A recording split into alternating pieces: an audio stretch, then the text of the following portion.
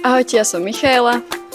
Ja som Dominika. Ja som Laura. A ja som Aďa. A sme žiačky z základnej školy Škultetyho v Nitre. A za nami je náš projekt Sieťoviny.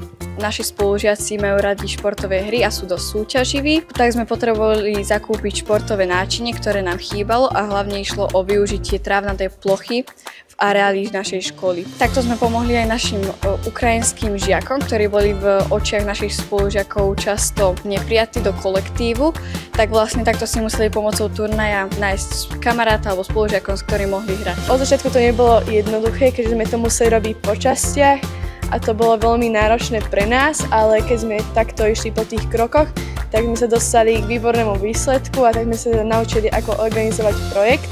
To najťažšie bolo na tom, že sme sa museli dohodnúť, vypočítať rozpočet a museli sme postupovať podľa tých krokov.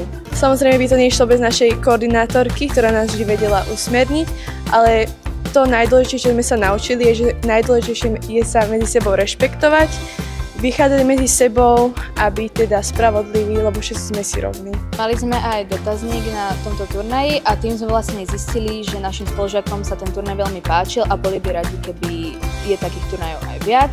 A boli aj nadšení z toho, že tie siete sa môžu využívať aj na telesnej výchove a nie len na takýchto turnajoch a vonku aj.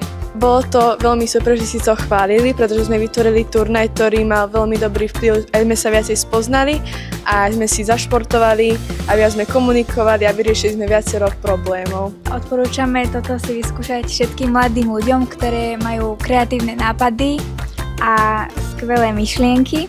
Naša škola sa do tohto zapája už veľa rokov a vždy sa nám podarí vymyslieť niečo skvelé, čo baví nielen našich žiakov, ale aj našich učiteľov. A ďakujeme Nitrianskej komunitnej nadácii, že nám dovolili vytvoriť tento projekt a